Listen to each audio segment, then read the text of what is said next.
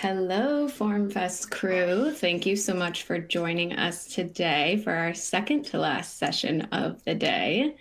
Before I introduce our special guest today, I wanted to go through a couple housekeeping notes. Just so you know, there is a Q&A box on the left side of your screen, and we love to hear from you, so please go ahead and use that. And then on the right side of your screen, there should be some resources available to you as well. And then this session, as well as all the other sessions that you've hopefully chimed into throughout the last 2 days, will be recorded and will be shared with you via email probably early next week. So just hang tight as we get those over to you. So without further ado, I'd like to welcome our special guest today, Peter Bernardi from Elevate Actual. Peter, go ahead and take the stage. Thank you. Thank you. Yeah. So quick background on who we are. Elevate Actual is a boutique but mighty Salesforce implementation firm. We focus on higher education and education-focused nonprofits, but do have active projects kind of across all verticals. We've been implementing Salesforce and FormAssembly going on 10 years now as an institution and have over 50 years of combined Salesforce experience across our staff. Yes, thank you to all of the wonderful friends of Elevate Actual and our attendee list. Good to see some familiar faces. So a little bit about this session, definitely going to be more technical. If you have a deeper understanding of FormAssembly, you'll notice a lot of fun little tips and tricks that we're doing, but it is heavily customized. Not to say that you couldn't use it in not a heavily customized manner.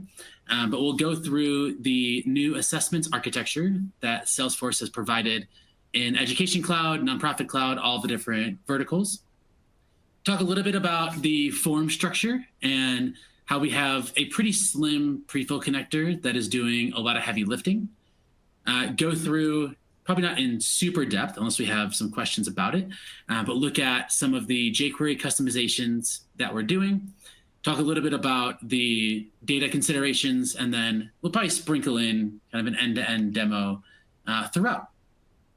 But with that, we'll just jump right in. Always better to have some hands-on viewing than not. So essentially, it's just one form that we have, which is our dynamic assessment form. But before we jump to that, we'll talk a little bit about the assessment architecture that's in Salesforce. So like I mentioned, if you're on any of the new industry vertical clouds, you have this in your org. If you don't have it in your org, and we have implemented this in kind of legacy EDA orgs and PSP orgs, straight up Sales Cloud, Service Cloud orgs, you definitely can mirror this with some custom architecture. So just because it's part of the new architecture does not prohibit you from doing that. Essentially, the top level object is this assessment question set. So if we look at something we've put together for Unity Environmental University, you have an assessment question set that has a number of related assessment question assignments. As those assessment question assignments, of course, take an assessment question, putting it in the assessment question set.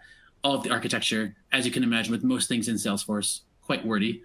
But essentially, it allows you to create a list of assessment questions that acts as a library. So in that assessment question, you have some pretty basic things about it. First name being probably the most basic of them all. You have a data type that's associated to it, a category if you want to have a category, and then there's versioning as well. So here's really where you control the type of data that you're taking. You can have active, inactive, so you can roll back to prior versions. That does flow through because there's a most recent active version on the actual assessment question. So that active version right here. But there is one layer beneath that that is the actual assessment question version, that you can have different versions of that rolling up to the assessment question, then those, again, getting affiliated to the assessment question set with the assessment question assignment. So super helpful and honestly a pretty good architecture. I do like it. I kind of waffled on it back and forth for a while, but it allows you to build out a more robust set of assessment questions to be used across a number of different forms and surveys. And Salesforce is really intending you to use Omni Studio with this. But if you don't want to use Omni Studio, don't have Omni Studio expertise or staff in your organization. Something we found is that we could replicate that exact same experience with form assembly. So essentially what the form is going to do is, if we dig into it, it's kind of a form that is built for each of those different types of data types. We have some hidden information because, of course, we're going to give it an assessment question set through the URL. You could provide that in a number of different ways. But the real meat and potatoes of everything here are essentially one field per each data type. So we've built out most of the data types here: checkboxes, radio buttons, file uploads, normal text fields with validation on it as well. So we do support different data types: emails, numbers, decimal numbers if you want, drop downs, radio buttons, file upload, as I mentioned, date fields as well. Working on date time, but date for sure supported in here, because essentially we have just one repeatable section for everything. So what the form is going to do is read that assessment question set, pull down all those assessment question assignments, roll through each of those most recent active versions of the assessment questions, and then this data type field is what does most of the heavy lifting, since this is what's going to control all of the conditions on the form itself. So you take what looks to be a rather complex builder implementation, but really can be quite a simple form. Because again, you're only going to see the sections that are on that assessment question set and all those assignments. So you can put together just a number of records in a declarative fashion. Any admin could go in and create records, even your business users. And then the form dynamically generates that schema and pulls all those records in to show those fields and have that validation itself. So you can see pretty basic one with our questionnaire: first name, last name, email, and then the goals. And that's exactly what is referenced here: first name, last name, email, goals. So you can add fields, rearrange them. I put an order field here as well, make things a little bit easier, because all of this is driven out of those Salesforce records. You can empower those business users to not have to have a form assembly license, don't have to have form assembly expertise. You can keep that control over everything that's happening in the form itself and really drive the creation of those forms through Salesforce records. Because again, the form is built to take everything there, and the prefill connector, thankfully, is quite simple. Really, all we're going to do is grab that assessment question set, pull down information, and then in a repeatable section, we have that assessment question assignment, going to that assessment question, and then assessment question version, populating everything in those hidden fields, and then generating the form itself. So pretty straightforward to have all of that there. As mentioned, with different data types, we can put in some information here. If we don't put an email, it will grab that. So we are using the built-in form assembly data validation for everything here. So if we do then make that an appropriate email, we can go ahead and submit that form through. You'll notice that with onload, there is a default image and title for the header.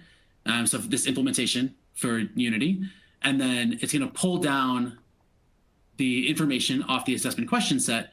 We did add some additional information here, allowing the users to further customize everything.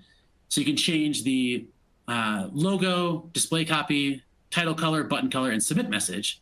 So what is a very basic kind of questionnaire survey here, using the exact same form, we have completely changed everything about it. This is still the same form, just with a different prefill parameter of that different ID.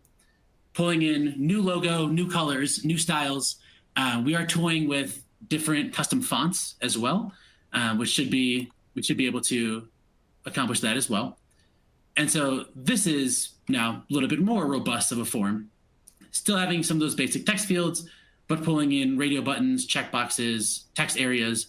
But most importantly, the look and feel is completely custom to everything that is happening and defined in Salesforce. So we have just a different one with those hex codes in place, display copy, and submit message there. So it really gives everyone a lot more control over that look and feel, data structure, all of that. On the submit connector side, we are writing everything back to that same architecture. This is one of the things I don't really love, because out of the box, there aren't a ton of lookup fields and linkages between the assessment, which is actually the submitted record, and then the assessment question response, which ties together an assessment with that assessment question. So your assessment that a user is going to submit through is going to be populated pretty straightforward, with just the status, and then you have a name to it, but doesn't actually look back up to the assessment question set, which we did add some customization on top of it to help reporting and everything. But you essentially just roll through each of those assessment questions, grab the versions, and then link everything together.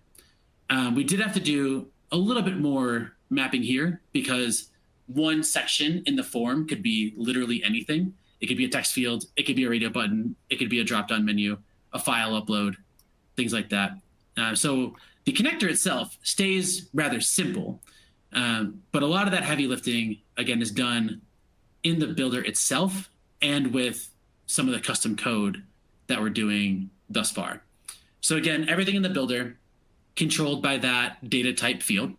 And then you'll notice with the checkboxes and radio buttons, and same thing with our drop-down menu, we have just one option for each of them that's just called remove, as a reminder to remove it, basically. Because in this one section, in the hidden section for our response values, those values, the discrete values for checkboxes, radio buttons, and drop-downs, those are also defined in those assessment question versions. So that does provide you with, I believe it's a line break delimited. We can look at it real quick. Option there, where it'll show you those response values. So we did have to do a little bit of parsing on those different lines to take what essentially is just a text blob in Salesforce, to parse that out into an array, push it into the checkboxes, the radio buttons, drop down. And all of that is happening in what turned out to be quite a bit of custom code compared to just a normal implementation. Because essentially what we're doing is we're using the structure of form assembly and a lot of the native form assembly JavaScript functionality, such as the core form assembly functions with conditions, calculated fields, things like that, and are extending it, because what we're doing is the HTML that the form has, we're generating. So we're adding everything to it. So you'll notice at the top here, once the page loads, we have a section for generating all of those select options, a section for populating the checkbox options, and same thing with our radio buttons.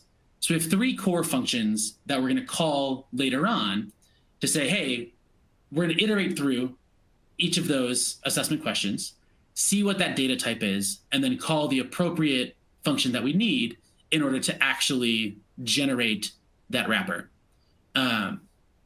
So what we're doing is taking advantage of knowledge of Form Assembly's HTML structure and extending that by wrapping it in the same items, same classes, same attributes that all the other fields on the form has.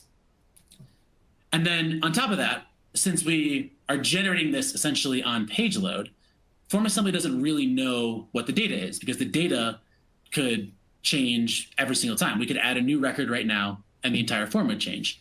So those options for radio buttons, checkboxes, drop-down menus in particular is a little bit more complex, since we do need to put a change listener on that so that we can write the actual data. You'll notice we have it here for our radio connector, select connector. We are putting that data in a text field so that the submit connector can take it and run with it. Otherwise, what you'll notice is when you're doing a lot of this dynamic generation on the front end, is that you're not writing anything to the form assembly server. The form itself isn't really changing. All of it is kind of front end data manipulation. So passing it through to the submit connector, if we were to pass just this checkbox, radio button, or dropdown, then it's just going to be blank, really, because that actual data isn't written to the form server. So what we need to do is just provide it another place where we can still pass through that value, which in this case, we're just using with a hidden text field for those connector settings, so that when we map back that radio button, that drop-down menu, the checkbox, all of that is actually going to get and actually arrive to our submit connector, so we have data to write.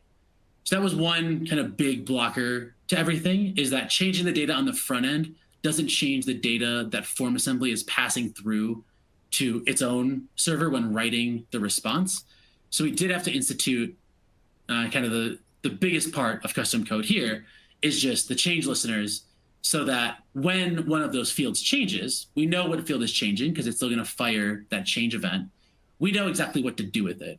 So what this snippet of code is doing is that we'll give it a field type and then the output field prefix, because when form assembly repeats a section or those fields, it'll have the form ID, then the bracket, the index that you're working with, and then another bracket.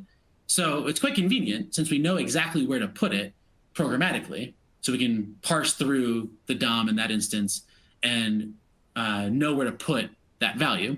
So essentially what we're doing here is you have one that if it's a drop-down menu, it's pretty easy because we just set the values there. And then if it's changing for everything else, it's a little bit more tricky because you need to kind of run through this really fun selector and parsing out that ID so that we know where to put everything. And same thing with the checkbox. It's just whatever is the selected one, the checked one here, we're going to put that in the appropriate field. And then further down, we're going to actually call. So this is the part where it's actually running on load. So everything prior is all just definitions. So the populating of values, the change listeners, so you know what's happening. And then here's what's actually going on when we're creating those. So same thing where we're looking at the data type for everything there, creating an array of all of those response values that are essentially parsing out that block of text that's coming from Salesforce, and then appropriately writing it to TFA 16, 18, or 46, which are three fields in that hidden field. If there's no values, you could probably put some better error handling here than just console logging. But in this instance, we had a little bit of training on our end users to say, hey, if you make a checkbox, radio button field, drop down, put some values in there.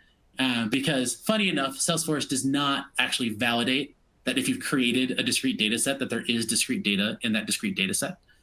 But once we've done all of that, we just run each of the change listeners for all of that, clean up our remove fields, make things look a little bit nicer. So we're going to pull that title in from the record, pull in that dynamic copy.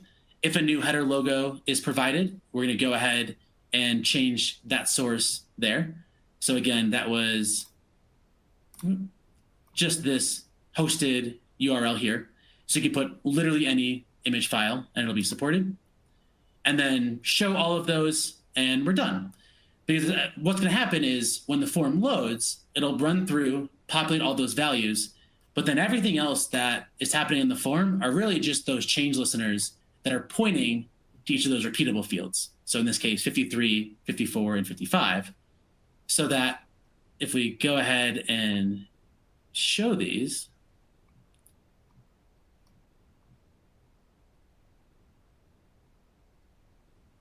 when we see what's going on behind the scenes, is that we're just taking that radio button value, putting it in the text field so that we have it in that submit connector. Because again, in the submit connector, we need to map literally everything. The nice thing about form assembly and conditional fields is that if the condition to show that field is not met, then it'll pass through a null value if you map it in the selector. So we can kind of use a creative mapping and put every single one of all of these conditional hidden fields into the same field in the connector, because for each repeatable section, only one of them is ever actually going to be populated, because something can't be both a date and an email. So only one of those fields is going to be there to populate in the connector. And then all the others are just going to be null. So if multiple of them were shown, form assembly does just concatenate that, essentially. And so we're concatenating a bunch of null and the value that we want. So we end up with the value that we want. We do support also help text. So just another real quick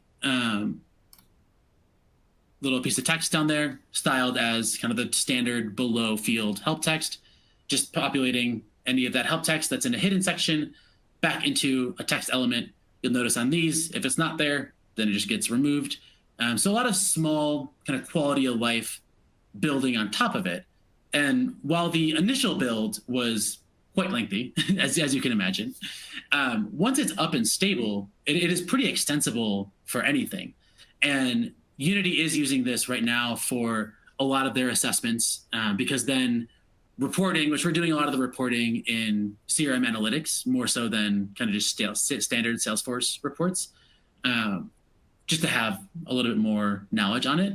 But as those records come in, you very easily could have, as Nancy said in the Q&A here, a sample report of responses for this particular assessment. You could have that same templated report and just give it a different assessment question set that's in there, since we are with that one custom field linking the assessments to the assessment question sets, so that all of those reports can be also dynamic. So you have one form that's going to read data out of Salesforce, and then one report that's going to read the response data based on what assessment you're going to show with everything there. Well, looking at a couple other Q&A things here. Vanessa's question about what objects is this being saved in. We are not using the Salesforce survey objects. You could, by all means. This is pretty extensible to any data architecture that you have in your org right now. So they are being saved in the standard Salesforce assessment objects, which to my knowledge are not being used in the new Salesforce surveys. They may be, in which case I stand corrected. But we are using just the regular assessment, going through the assessment question version, and the majority of everything is being saved in this assessment question response. And then if they uploaded a file, we're just attaching that to the assessment question response. So file reporting gets a little bit hairier, but everything is going to be an assessment question response underneath that assessment, tied to the assessment question set, which is going to be driving all of that information. Yes, this example is in Education Cloud, but the assessment architecture is included in at least Education Cloud and Nonprofit Cloud. Those are the two that we've implemented this already. But I believe that assessment architecture is available in any of the new industry clouds. So you do have to be on the new version of Education Cloud. It would not be available in a more historic EDA org that is built on Service Cloud. It does need to be the newer version of Education Cloud for that one. And then Anne's question here, is the response field a custom field? The response field itself in Salesforce is not. So you do have, based on the data set, you have this response text, which is the field that Salesforce looks at for text data types. You have different ones also for those discrete data sets. So the choice value is what you're going to use for the checkbox, radio button, and dropdown. And then there are a couple others that are specific, like the integer response, the decimal response, and date value. So there are some that are data type specific, but a lot of them can be reused. So like anything that's text area, that email that's going to be validated, all of those end up in the same place on the response text for the assessment question response of everything there. But pretty much everything lands on that assessment question response object itself. Yeah, the assessments, Nancy, good question, is not available for NPSP, but would be for the new Nonprofit Cloud proper licensing. So a little bit different licensing model off of a Sales or Service Cloud org with NPSP installed versus a new Nonprofit Cloud org. So we did have a new greenfield implementation for a nonprofit earlier this year, and they went straight to Nonprofit Cloud, kind of the new industry offering, which does have assessments, some of that shared architecture as Salesforce continues to expand out what are standard objects and core architecture. But a legacy NPSP org would not have this.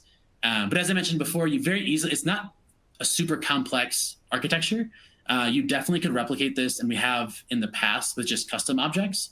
So I wouldn't say that nonprofit cloud or education cloud is a big blocker to using this. You would just need to use custom architecture, which, based on how Salesforce kind of over-architected this a little bit, in my opinion, might not be a bad thing because it makes your form a lot simpler, makes the pre-fill connector a lot simpler, makes the submit connector definitely simpler there, because there are probably 3 or 4 layers of objects that you always need to go to when pre-filling or submitting everything.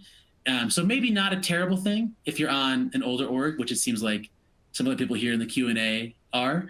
Out of the box, it would be something that is included with a nonprofit cloud, an education cloud, where you do get all of these new standard objects, but you could very easily replicate a lot of this just in custom objects, because the components of it that we're using for our build here is really just the top level object component of it. A lot of the versioning and different active, inactive is architecture that Salesforce put in place to support the Omni Studio implementation of assessments and that UI. Everything that we're using really are just the objects and fields. So you definitely could do it custom, because everything that we're building here, the custom code is far more reliant on form assemblies, HTML, data structure, and form elements versus Salesforce. So in a sense, we don't really care what's in Salesforce as long as it is structured in a way that we can pull down those child objects.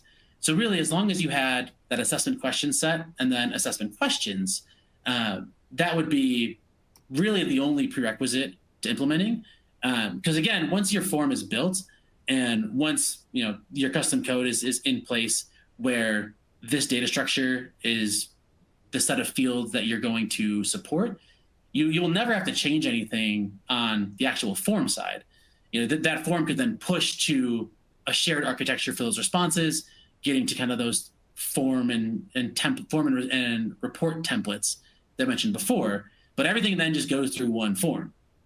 So pretty straightforward in implementing there, where you do a lot of the hard work up front, but then it's scalable to everything else. Vanessa, like you said in the Q&A, perfect opportunity with just a basic needs assessment.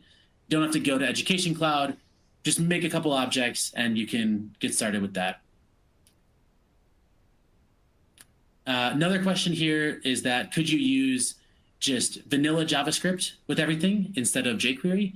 Yes, absolutely. jQuery is my antiquated preferred language and structure, kind of library on top of everything, but nothing precluding you from doing this just in vanilla JavaScript and extending form assembly that way. Obviously, based on these types of projects and implementations, the custom code component is my favorite feature in form assembly, alongside the pre-fill and submit Salesforce connectors, because then you can create really robust front ends, like everything here. Peter, this has been awesome. Did you get to all the questions you had hoped to? Yes, I think we answered just about all of them. I was going to say, I think I see them all checked off. Well, that's great. Thank you to everyone here, too, for asking such great questions.